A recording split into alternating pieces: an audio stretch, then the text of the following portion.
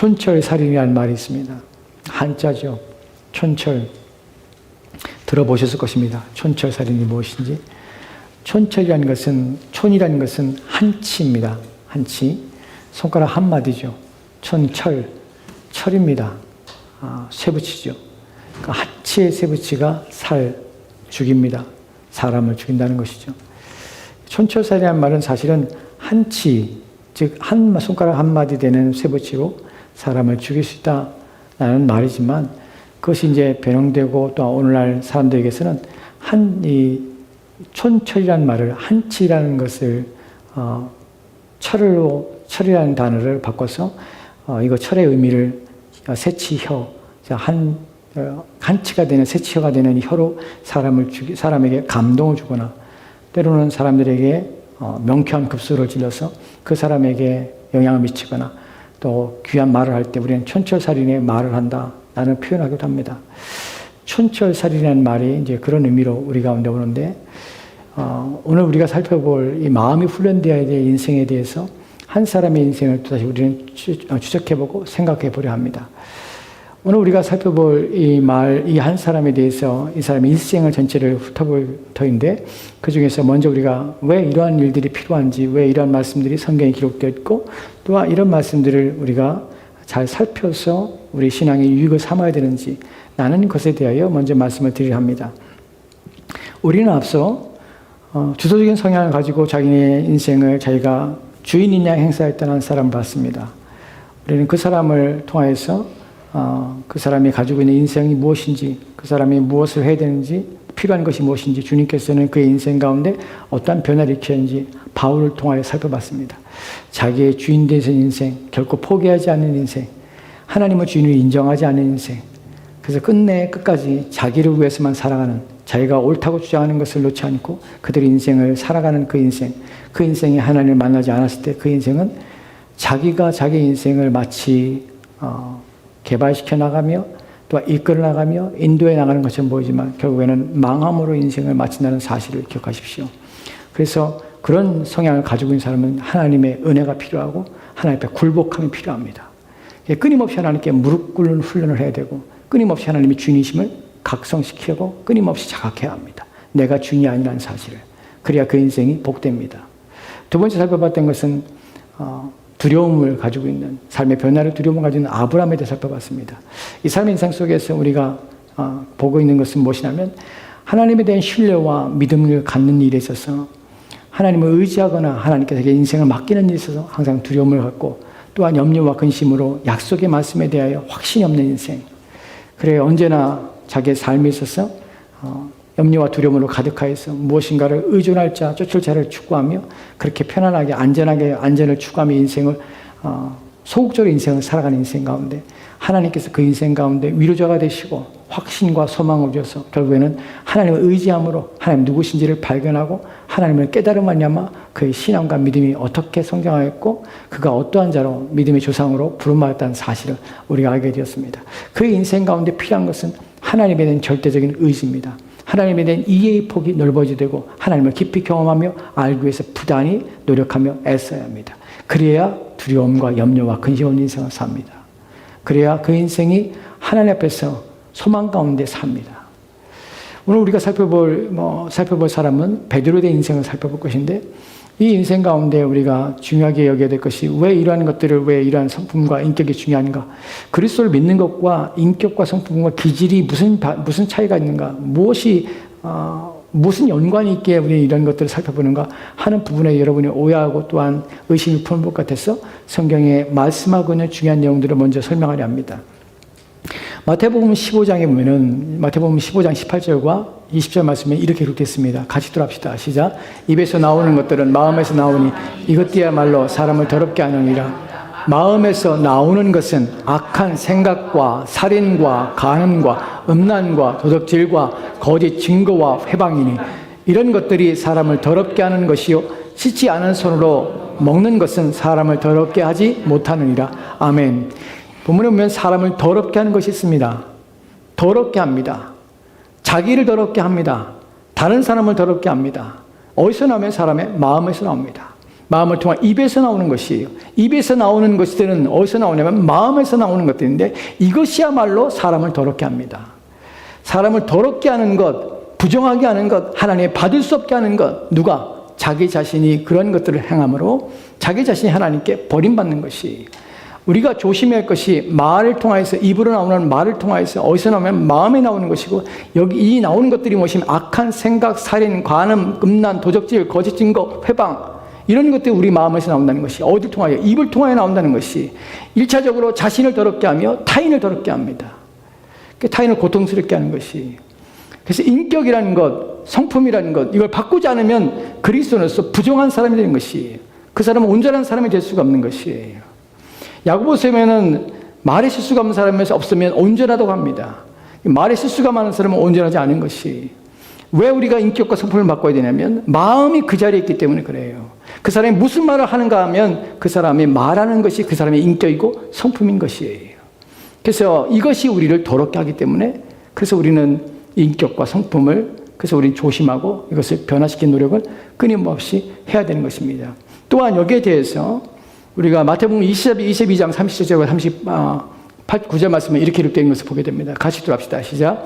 예수께서 가라사대 다하고 목숨을 다하고 뜻을 다하여 주 너희 하나님을 사랑하라 하셨으니 이것이 크고 첫째 되는 계명이요 둘째는 그와 같으니 내 이웃을 내 몸같이 사랑하라 하셨으니. 아멘.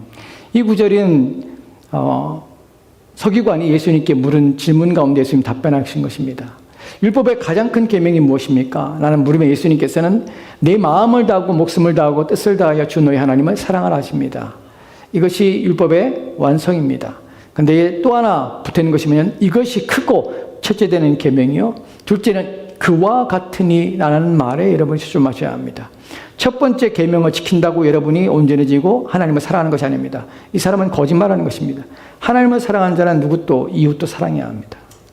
왜냐하면 이것은 분리하는 것이 아니에요. 그와 같이라는 것은 동등됨이에요.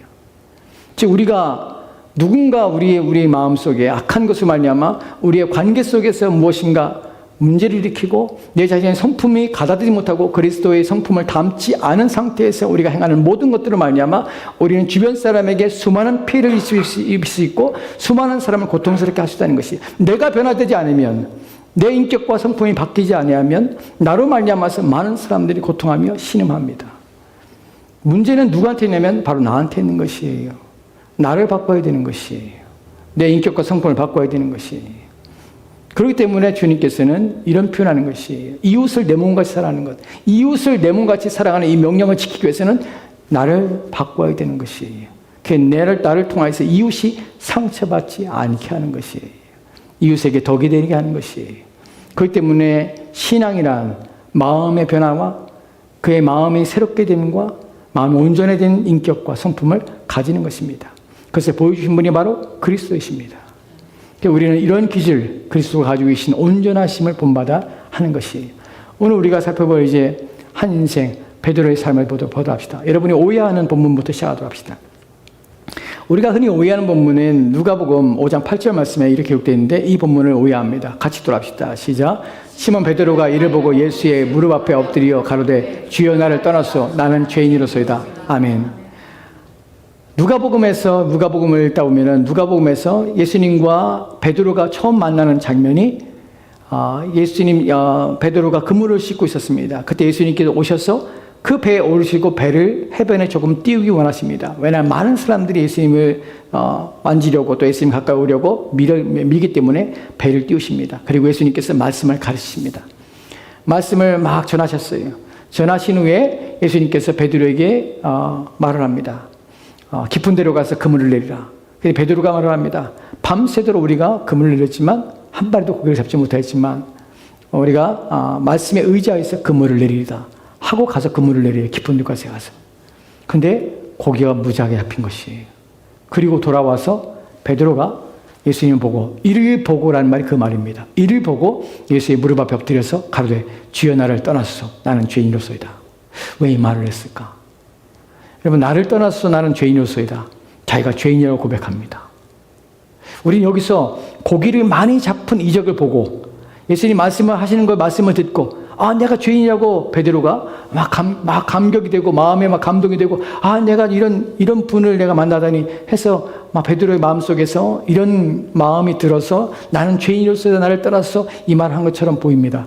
사실은 그런데 복음서 전체를 보다 보면 베드로가 지금 예수님의 기적 때문에 그런 것은 아니에요. 물론 그것이 영향을 미쳤지만 더 중요한 것은 이 장면이 예수님을 만난 첫 번째 장면이 아니란 사실이에요. 베드로는 예수님을 만났습니다. 언제? 이전에. 어디에 기록되어 있죠? 요한복음 1장 41절, 42절, 42절 말씀을 같이 들어갑시다. 시작. 그가 먼저 자기의 형제 시몬을 찾아 말하되 우리가 메시아를 만났다 하고, 메시아는 번역하면 그리스도라. 데리고 예수께로 오니 예수께서 보시고 가라사대 내가 요한의 아들 시몬이니 장차 게바라 하리라 하시니, 게바는 번역하면 베드로라. 그가 먼저 자기의 형제 시몬을 찾아, 누가? 안드레가. 베드로의 동생인 안드레가 먼저 형제 시몬을 찾아 말하되 우리가 메시아를 만났다.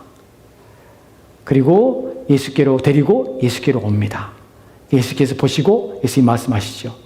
요한의 아들 시몬아, 내가 게바라리라 라고 말하는 것이, 이 장면에서 우리는 요한복음 1장 41절과 42절 말씀이 첫 번째에 베드로가 주님을 만났을 때에, 아까 살펴봤던 누가복음 5장 8절 말씀에서는 바닷가에서 만났습니다. 시몬이 그물을 씻을 때예요. 그때 예수님 만났습니다. 근데 요한복음 1장 41절 42절은 자기 형제 안드레를 통하여서 예수님을 소개받습니다. 누구라고? 메시아라고. 근데 이후에 내용이 없습니다.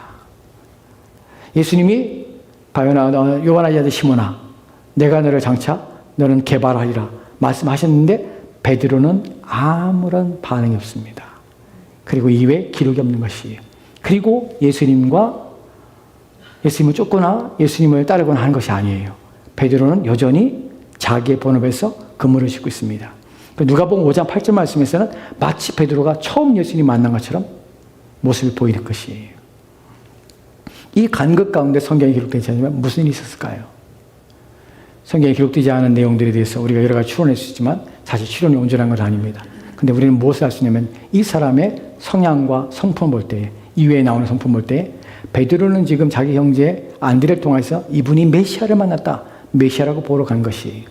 근데 가서 보니까 자기가 봤을 때 이 사람이 메시아처럼 보이지 않은 것이, 자기가 느꼈을 때 이 사람은 메시아로서 어떤 특이할 만한 것이 없는 것이, 자기가 쫓거나 또한 기이하거나 신기한 것들이 없는 것이, 그래서 이미 마음속에 무시하고 이미 마음속에 그걸 접은 것이, 그분에 대한 평가와 판단을 가진 것이, 베드로의 기질이 가지고 있는 특징이 무엇이냐면 이 사람들은 쉽게 판단하고 쉽게 생각하고 모든 일들에 대하여 감정적으로 또한 즉흥적으로 생각하며 또한 분석하는 경향이 있습니다.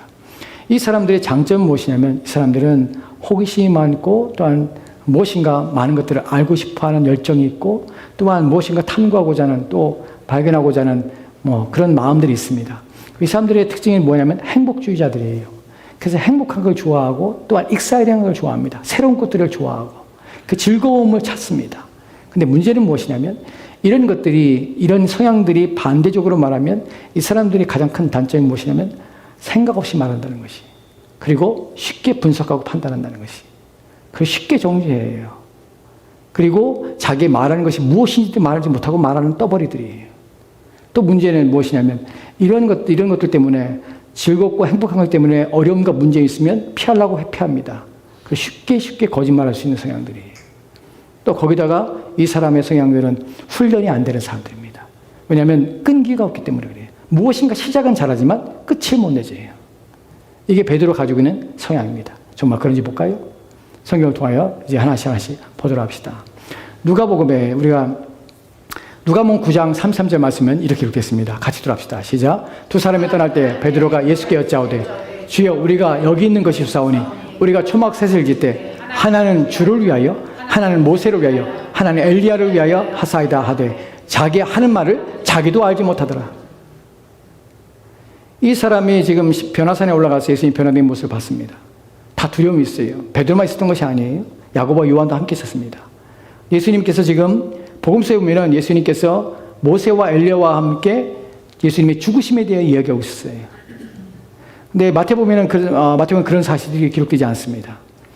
그런 얘기를 듣고 있는데 두려운 것이 공포감이 있어요. 다 공포감이 있어서 다 두려움 가운데 있는데 베드로가 뜬금없이 얘기하는 것이 우리가 초막셋을 했을 때 하나는 주를 위해 하나는 모세를 위해 하나는 엘리야를 위해 합시다 하고 말하는데 자기가 하는 말도 알지 못하고 말하고 있는 것이 이렇게 말을 내뱉어요. 여러분 우리가 흔히 하는 말 중에 이런 말을 하면 안 됩니다. 나는 뒤끝이 없어. 이 말이 좋은 말처럼 보이지만요. 자기는 뒤끝이 없지만 다른 사람은 뒤끝이 있어요. 자기는 아무 생각 없이 얘기하지만 다른 사람들은 비수예요, 비수. 여러분, 살인이라는 것이 칼로만, 흉기로만 사람을 살해하고 사람을 상처를 주는 것이 아닙니다. 말에 칼이 있다는 사실을, 혀가 칼이라는 사실을 인식해야 돼요. 사람을 베입니다. 말에 상처를 받아서 피를 흘립니다. 나는 뒤끝이 없으니까 나는 말하고 나서 나는 잊었어. 안 잊는 사람은 어떻게 돼요? 그 가슴에 피를 흘린 사람은 어떻게 돼요? 그 말을 우리는 주의해야 합니다. 생각하고 말을 하고 그래서 그리스도인은 모든 것에 말할 때에 생각하면서 이 말이 과연 옳은 것인가? 성경에는 말에 대한 수많은 경고들이 우리 가운데 주고 있는 것이에요. 경우에 합당한 말은 은쟁반에 옥구수가 같지만 경우에 합당하지 않는 말을 함부로 함으로 말미암아 다른 사람에게 상처를 주거나 말을 함부로 함으로 말미암아서 다른 사람에게 해를 입힌 자들에게는 하나님께서 반드시 그 말하는 것에 대하여 책임을 물으신다고 하십니다. 그래서 얼마나 중요한지 몰라요. 이 사람들이 가지고 있는 경향성이 바로 이런 것입니다. 생각하지 않는 것이, 깊이 생각하지 않는 것이, 이 말을 할 때 다른 사람이 상처를 받을까, 또한 어려움을 겪을까, 문제를 일으키지 않을까 하는 것들에 대한 염려와 생각이 전혀 없다는 것이. 베드로가 어느 정도냐면 이런 일에서 그가 기록한 그를 통하여 기록된 복음서를 보면 더 깊이 알 수 있는데 베드로전서 5장 13절 말씀에 이렇게 기록됐습니다. 같이 돌아갑시다. 시작. 함께 택하심을 입은 바벨론에 있는 교회가 너에게 문안하고 내가 아들 마가도 그러하니라. 아멘. 본문에는 마가가 자신의 아들이라고 해요. 근데 사실은 실제적으로 육신적인 아들은 아닙니다. 영적인 아들이죠. 디모데는 바울의 영적인 아들입니다. 그처럼 마가 또한 베드로의 영적인 아들입니다. 이 마가는 누구냐면 마가 요한이에요. 무엇을 사람입니까? 마가복음을 쓴 사람이에요. 여러분, 마가복음은 누구를 통하여서 받은 바 그리스도에 대한 것을 기록했냐면 바로 베드로를 통하여 기록한 것이에요. 근데 마가복음이 복음서 중에서 가장 짧다는 사실 아십니까? 가장 짧아요. 16장이에요. 가장 짧아요. 가장 짧은데 마가복음의 특징이 간결하고 단순하다는 것의 표현이. 왜냐하면 즉흥적이고 표현력이 또한 생각이 깊지 않기 때문에 말을 빨리 하고 그다음에 변화와 그의 표현 속에서 뭔가 익사이링하고 뭔가 자극적이고 또한 뭔가 표현력에 있어서 급진적인 변화를 일으키기 때문에 말을 강조하고 이런 표현들을 많이 씁니다. 마가복음 보면은 다른 복음서와 다른 성경에서 찾지 못하는 특징을 찾게 되는데 마가복음을 읽다 보면 여러분들이 곧이라는 단어가 62회 사용됩니다. 그리고 즉시라는 단어는 6회 사용되는데 마태복음에 보면 즉시가 9번 사용되고 또한 마태복음에서는 32번이 즉 곧이라는 단어가 사용돼요. 근데 2배로 사용돼요. 마가복음에. 왜 그럴까요? 베드로를 통하여 마가가 기록한 것을 이 사람들은 눈에 보이는 것, 이 사람들은 막 놀라운 장면들 이것들에 대한 묘사되어 있어 우와 그래 곧 즉시 야 이런 일이 있었어 하고 흥분하기 때문에 말에 절제가 없고 앞뒤 문맥이 없기 때문에 이런 표현들을 쓴다는 것이. 그래서 우리가 이런 걸 통해서도 우리가 이 베드로의 모습들을 베드로의 내용에 대해서 이해할 수 있는 것입니다. 여기에 대해 우리가 더 알고 있는 내용들을 좀 보도록 합시다. 우리가 베드로에 대해 생각할 때 베드로가 주님으로부터 칭찬받는 장면이 나오죠. 어디에 나옵니까? 마태복음 16장 16절 말씀을 보면 이렇게 기록됐습니다. 같이 들어갑시다. 시작. 시몬 베드로가 대답하여 가로되 주는 그리스도시요 살아계신 하나님의 아들이십니다. 아멘. 베드로가 주님께 너희는 나를 누구냐라고 할 때 베드로는 참아내지 못해요. 베드로는 먼저 일어나서 먼저 얘기하는 사람이에요. 가만히 있지 못하는 사람이에요. 급한 성격과 또한 말하고 싶어하는 이 근질근질함을 참아내지 못해요. 그 칭찬을 받을 때 있습니다. 이 성향이 가지고 있는 특징이 뭐냐면 룩겜미예요. 나를 봐줘. 자기를 뽐내고 드러내며 자랑하고 싶어 합니다. 그래서 무엇인가를 막 드러내고 싶어 하는 것이에요. 근데 먼저 얘기하는 것이에요. 너희는 나를 누구라 하느냐? 베드로가 말합니다. 주는 그리스도시요 살아계신 하나님의 아들입니다. 좀 놀라운 고백입니다. 왜냐하면 이 고백이 교회의 기초가 되기 때문에 그래요. 이 고백이 신앙의 기초가 되기 때문에 그래요. 주님께서 말을 합니다. 바요나 시몬아 복이 있도다. 근데 너희 이것을 알게 한 이가 내 혈육이 아니라 하늘 계신 내 아버지께서 너를 알게 하시니라. 베드로에게 말을 합니다. 그리고 이때부터 예수님께서 자신이 어떻게 고난을 받으실지에 대해서 밝히고 말씀합니다.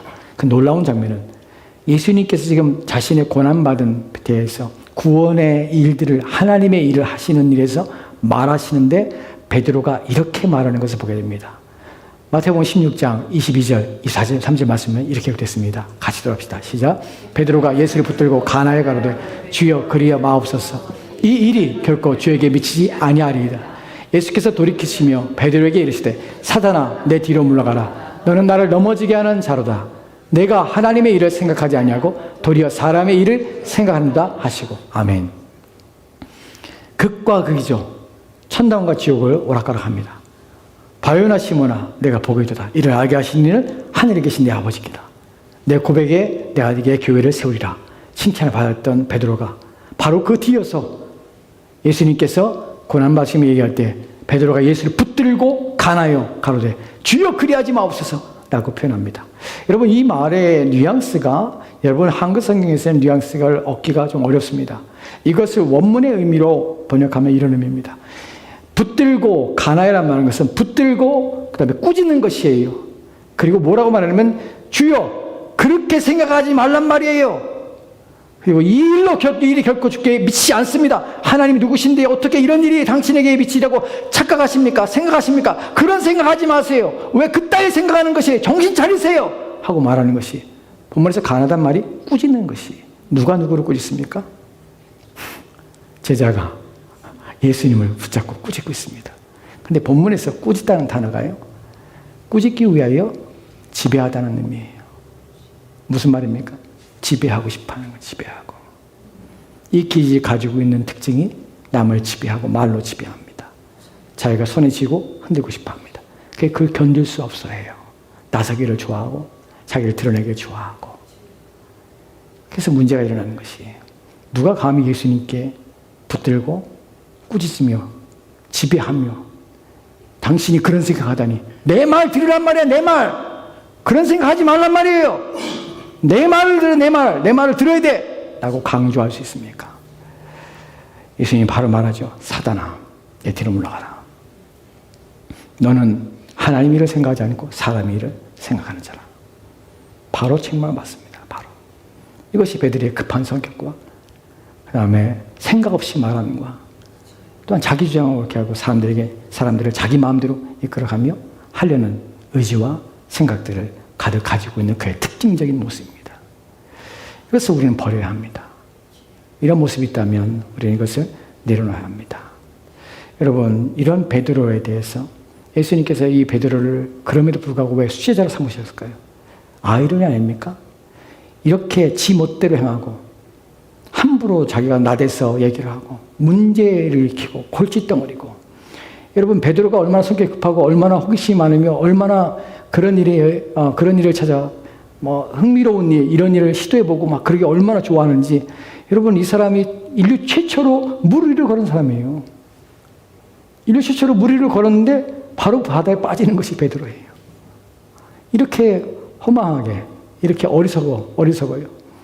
우리가 성경에 보면은 이런 말씀이 있죠.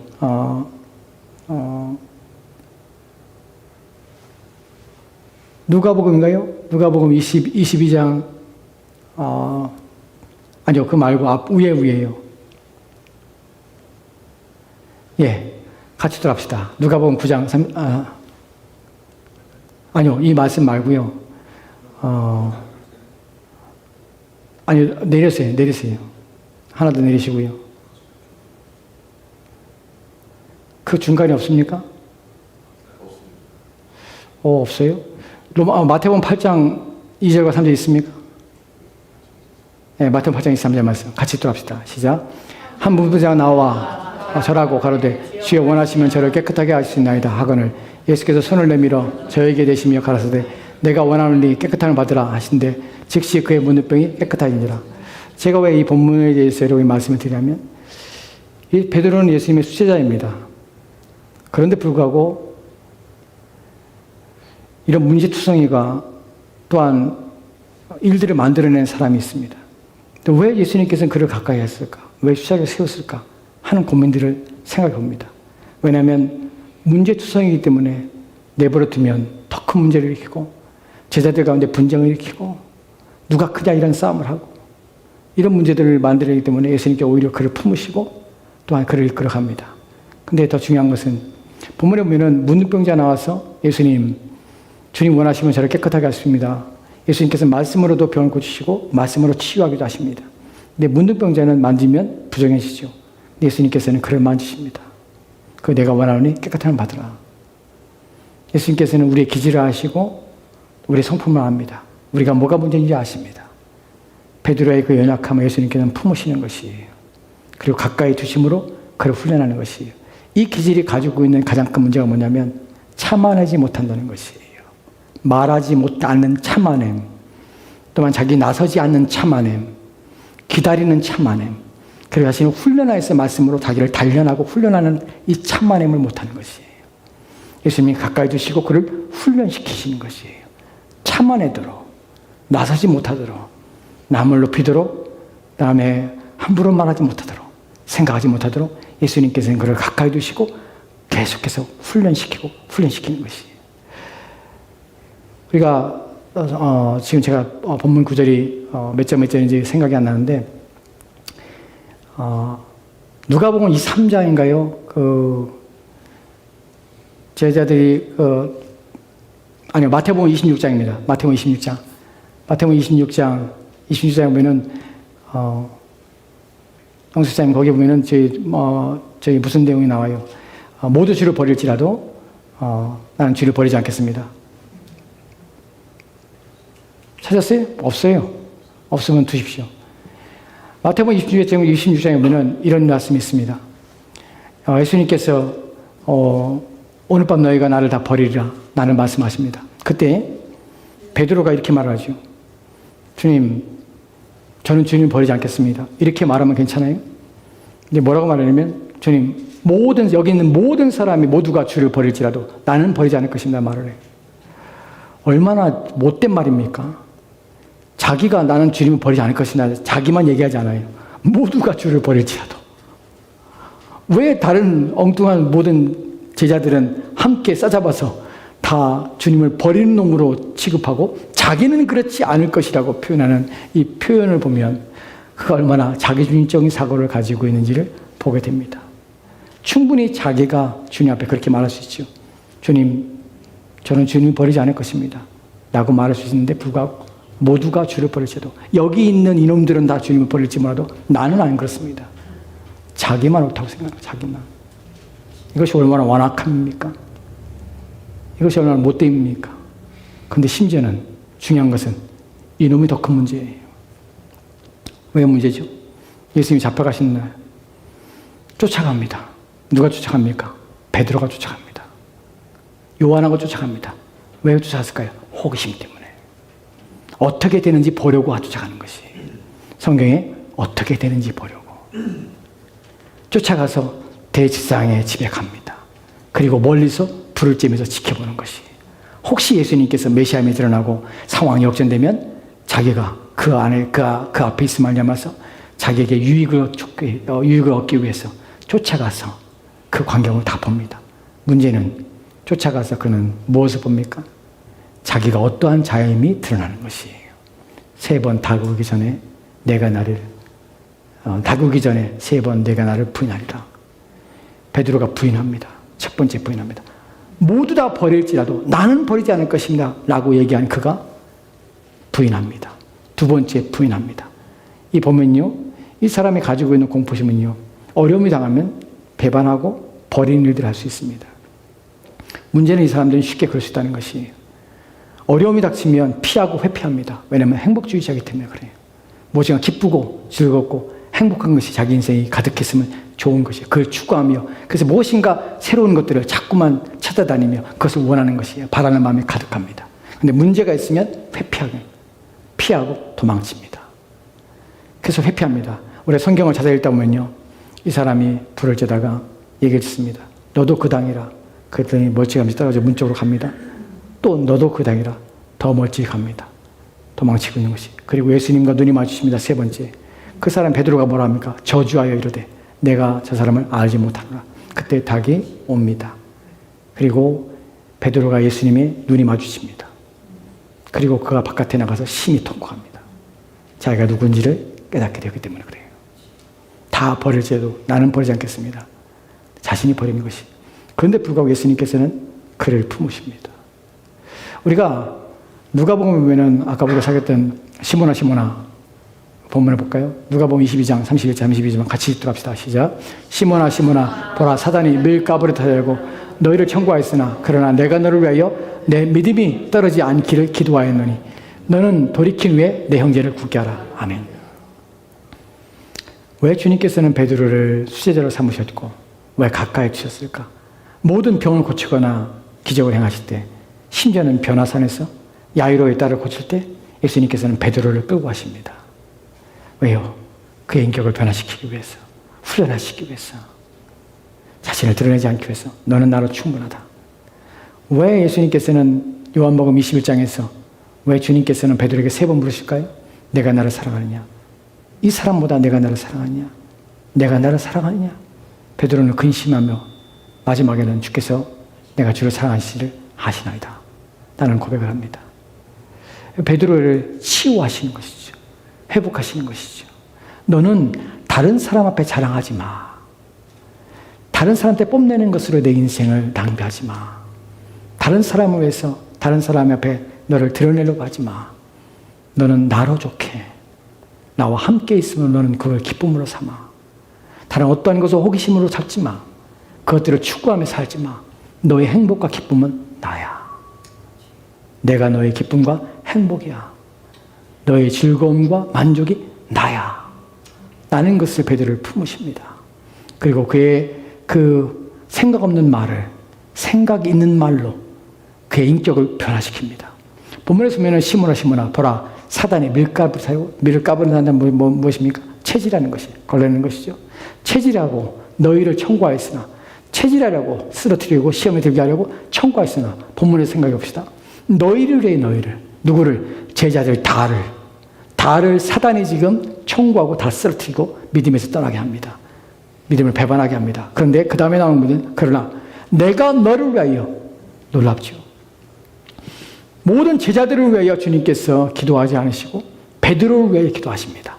내가 너를 위하여 내 믿음이 떨어지지 않게 하기 위하여 내가 기도하였느니라. 내가 너를 붙잡고 너를 위하여 기도하고 있나. 왜요? 이 사람이 변화되면요. 이 사람의 인격과 성품이 바뀌면 놀라운 일이 나기 때문에 그래요. 이 사람이 가지고 있는 기질이 사람들을 감화하며 감동시킵니다. 자신을 자랑하며 드러내며 자신을 높이는 것이 아니라 주를 위하여 선포되는 강력한 메신저가 되고 또한 능력 있는 말씀의 사도가 되는 것이에요. 이 사람의 가벼운 말이 무거운 그리스도의 복음 앞에 이끌림 받고 이의 혀가 자신을 위하여 사용하는 것이 아니라 그리스도를 위하여 사용할 때 얼마나 큰 힘을 발휘하는지를 주님께서는 이 사람의 인격과 성품을 변화시켜서 새롭게 하시는 것이에요.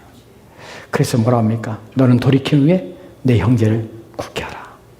베드로에게만 이 말을 하십니다. 우리에게는 모두가 못난 기질이 있고 우리에게는 모두가 왜곡되고 비틀어진 마음이 있습니다. 주님께서는 이것을 고치십니다. 그래서 새 사람으로 사용되게 하시는 것입니다. 우리에게 이런 주님의 도우심이 필요합니다. 우리가 성경에서 사도행전 4장 8절과 9절 말씀을 이렇게 읽는 걸 보게 됩니다. 같이 들어갑시다. 시작. 이에 베드로가 성령이 충만하여 가로되 백성의 관원과 장로들아 만일 맹인에게 행한 착한 일에 대하여 이 사람이 어떻게 구원 얻으냐고 오늘 우리에게 질문한다면 베드로의 급하고 또 불같으며 생각 없는 그의 말의 언행과 행동을 사도행전에 보면 사도행전 2장에서도 그가 그의 설교를 통하여 제자의 수가 3,000여 더합니다. 그리고 관원들 앞에서 그는 당당하게 이렇게 말하는 것이 성령이 충만하게 가로되 백성의 관원들아 장로들아 만일 맹인에게 행한 이 착한 일에 대하여 이 사람이 어떻게 구원을 얻냐고 오늘 우리에게 질문한다면 너가 이렇게 묻는다면 난 이렇게 대답하리라 하고 10절부터 12절까지 이렇게 말합니다. 같이 돌아합시다. 시작. 너희와 모든 이스라엘 백성들은 알라 너희가 십자가에 못 박고 하나님이 죽은 자 가운데서 살리신 나사렛 예수 그리스도의 이름으로 이 사람이 건강하게 되어 너희 앞에 섰느니라. 이 예수는 너희 건축자들이 버린 돌로서 지 모퉁이의 머릿돌이 되었느니라. 다른 이로서는 구원을 받을 수 없나니 천하 사람 중에 구원을 받을 만한 다른 이름을 우리에게 주신 일이 없음이라 하였더라. 아멘. 이 놀라운 복음의 메시지를 누구의 머릿속에서? 베드로의 머릿속에서. 누구의 입술에서? 베드로의 입술을 통하여 구원의 복음이 선포되는 것이. 베드로는 그 후에 초대교회의 예루살렘 교회의 수장이 됩니다. 그리고 이런 위대한 사람이 된 것이 여러분 그리스도 앞에 붙잡히지 않은 인생은 아무런 쓸데가 없습니다. 사람에게 상처를 주고 고통을 줄 뿐입니다. 말과 행위로 아픔을 줄 뿐입니다. 그리스도에게 붙잡히고 그리스도를 통하여 변화되지 않으면 아무 쓸모없는 것이. 그런데 그리스도에게 붙잡히고 사로잡혀서 자기 안에 성령의 충만함을 받기 위하여 부단히 애를 쓰고 노력해서 자신의 생각, 말, 또한 마음에 나오는 것들을 주의하며 이 내 모든 것들이 주를 위하여 사람을 세우는데 복음을 위하여 사용되는 데 쓰여지도록 부단히 하나님의 은혜를 갈망하며 그 은혜의 충만함을 얻을 때에 사람의 성품과 인격이 변화되어 그리스도 앞에 아름답게 사용할 수도 있다는 것입니다. 베드로의 마지막은 어떻습니까? 요한복음 21장 18절 말씀에는 이렇게 됐습니다. 그 위에 있습니다. 같이 돌아합시다. 시작. 내가 진실로 진실로 내게 이르노니 젊어서는 내가 스스로 띠띠고 원하는 곳으로 다녔거니와 늙어서는 내 팔을 벌리리니 남이 내게 띠띠우고 원치 않은 곳으로 데려가리라. 아멘. 내가 진실로 진실로 내게 이르노니 젊어서는 내가 스스로 띠를 띠고 누구야? 베드로야. 네가 젊어서는 스스로 띠를 띠고 무슨 말입니까? 원문의 의미는 내가 원하는 옷을 입고 내가 바라는 옷을 입고 내가 원하는 대로 내 인생을 살고 그렇게 했지만 이 늙어서는 내 팔을 벌리리니 남이 내게 띠를 띠고 원치 않은 곳으로 데려가리라. 이 사람의 인생의 변화는 누구냐면 그리스도를 만나야 하고 그리스도를 경험해야 합니다. 그래야 자신이 원하는 것으로 자신이 바라는 대로 살지 않고 주님이 원하시는 것으로 인도함마다 인생을 살게 되는 것이에요. 이때야 이 인생이 복된 것입니다. 여러분이 만약에 여러분의 기질과 여러분의 인격을 변화시키지 않는다면 여러분은 주님 앞에 온전하지 않을 뿐만 아니라 끊임없이 문제 덩어리가 될 것입니다. 베드로와 같은 문제 덩어리가 될 것입니다. 변하지 않는 베드로는 참으로 많은 문제를 일으키고 많은 어려움을 일으키는 사람이 됐을 것입니다. 변화된 그의 인생 속에서 자신을 위하여 살지 아니하고 주를 위해 사는 인생과 주의 영광을 위하여 사용되는 그의 모든 기질적인 성품과 성향들을 볼 때에 우리는 어떠해야 되는지 우리에게 무엇이 필요한지를 인식하시고 여러분이 그리스도 앞에 사로잡히기 위하여 주님이 나의 인생의 주인 되시기 위하여 그래요 나의 생각과 나의 마음을 바꿔주시고 내 입술을 변화시키기 위하여 부단히 노력하며 훈련되어야 합니다. 마음이 훈련되어야 할 사람이 있습니다. 마음이 훈련되어야 될 우리가 있습니다. 주님께서 우리의 마음을 훈련하시고 단련하시는 일에 온 힘을 기울여야 합니다. 그럴 때 여러분의 인생이 망하지 않습니다. 기도합시다. 하나님 오늘 우리가 주의 말씀을 통하여서 마음이 단련되고 훈련되어야 될 인생이 있음을 압니다. 지속적인 훈련과 단련을 싫어하며 또한 끈기와 인내를 요구하는 것들을 싫어하며 즉흥적이고 감각적인 것들 또한 생각과 마음이 가볍고 그리하여 자신이 원하는 대로 인생을 살았던 베드로의 인생 속에서 우리의 기질과 우리의 성품 가운데 이런 것들이 있다면 변화시켜 주시고 우리가 그리스도를 깊이 경험하여 우리가 어떠한 존재인지를 인식하고 그리스도의 은혜가 필요하며 그리스도의 변화의 능력이 내게 필요함을 인식하고 주여 나를 바꿔주옵소서. 주여 나를 새롭게 하여 주옵소서. 나의 이 모남이 나의 이 결핍이 이 인격의 왜곡됨이 온전케 되어져서 굽어진 마음과 삐뚤어진 마음이 바뀌어서 이것을 통하여서 하나님께 영광을 돌리고 돌이킨 후에 내 형제를 굳게 하라는 말씀처럼 돌이킨 후에 주님의 나라에 주님의 교회에 유익된 사람 되도록 주여 도와 주시옵소서. 주께서 우리와 함께 원하며 예수 이름으로 기도합니다. 아멘.